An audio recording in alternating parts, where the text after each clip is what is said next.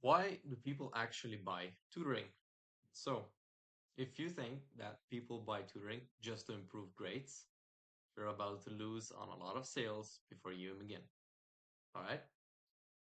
I'm going to show you how to become a trusted advisor and not a pushy, slimy salesperson. All right? So, first of all, why people really buy tutoring?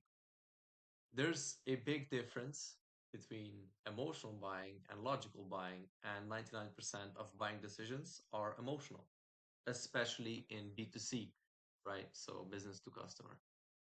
So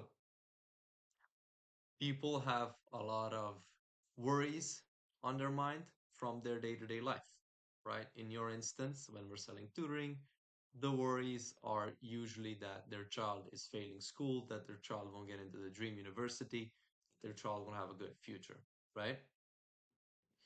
So the parent isn't gonna buy a 1 hour tutoring session. What they really they think they're buying is peace of mind that their child won't fall behind, right? The reason someone buys tutoring is that their child won't fall behind, their child will get a good grade. What does a good grade mean? That their child will get into a good university, a good high school, a good college, right? Depending on what you're tutoring. What's that? What comes after that? Well, after a good college, a good university, comes a good job, in at least in their mind, right? So a good analogy I like to use is no one buys a drill because they want a drill, right?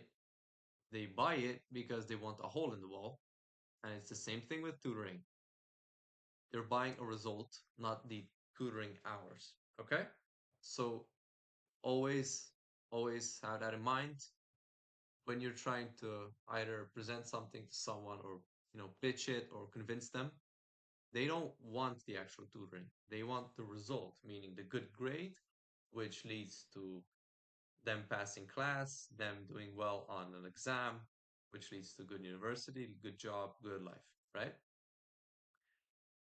So you're the expert, you're the doctor in this situation, right? When you come to the doctor and you tell them, my knee hurts, your doctor doesn't just give you tablets. Okay, here's what you need. It costs $20. Goodbye, right? At least not a good doctor. The doctor, a good one, let's say, will always ask you, where does it hurt? How does it hurt? When does it hurt? Does it hurt? Does it hurt when you stand up? Does it hurt when you run? Okay. The doctor always needs full context. Why?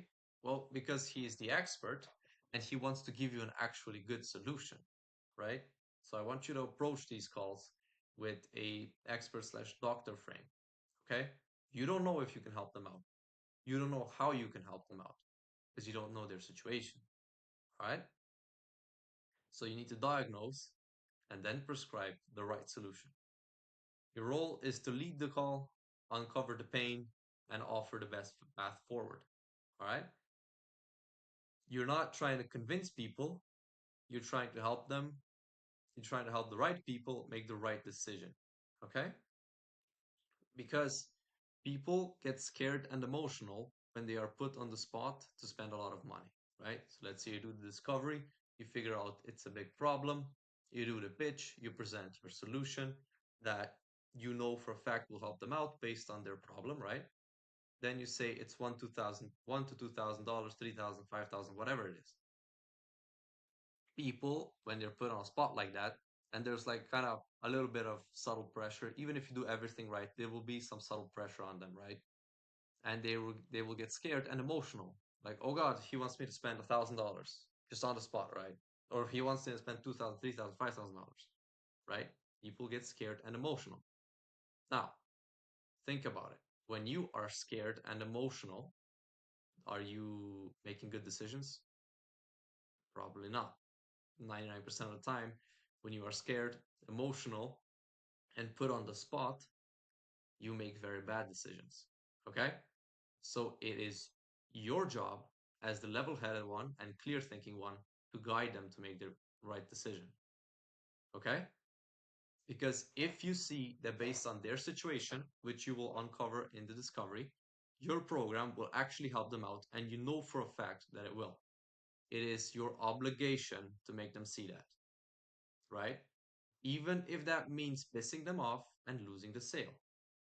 It is your obligation to make them see what you see, right?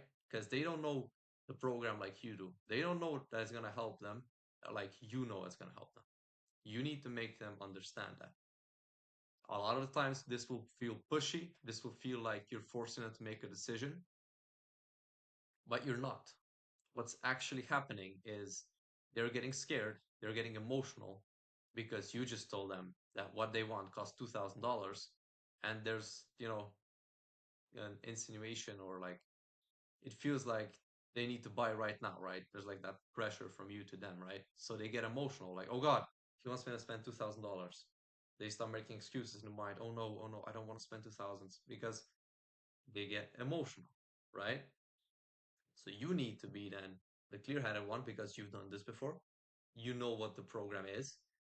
You need to be able to make them see that yes, this is the right path forward. If it is, right? If it's not, if you feel like that your program wouldn't help them in their particular situation, obviously don't try to make them buy, right?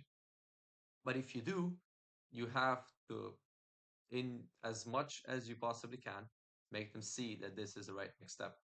Because if you don't, they will end up with your competition who might have a way worse product, but a better salesperson, and they will buy from them. So if you do not do a good job, you are doing them a disservice because they will either not fix the problem at all. And if they told you, like in the discovery, that it's a big problem and that it's their dream for their child to go to this uni, well, you just basically rob them from their dream, which is not nice, right? Or second option, they will go to your competitor who might have a worse product and a better salesperson, and they will buy from them. So if you see that your product is the right decision, you want to make sure that they see that. I'll dive deep into exactly how we do that, but this is just before we get into the details. All right.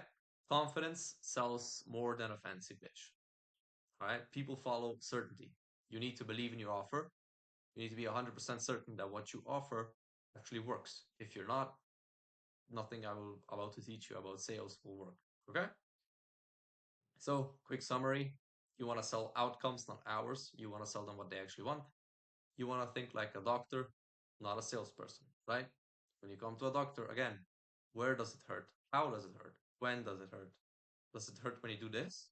Okay, what happens if you do that? What if you try to fix it? Okay? And then he presents you the solution. Lastly, people buy with emotion, and they will always get a hit of negative emotions after you tell them that it's $2,000. And then you need to be the clear-headed and a non-emotional, objective one to guide them to make the right decision. All right. See you in the next video.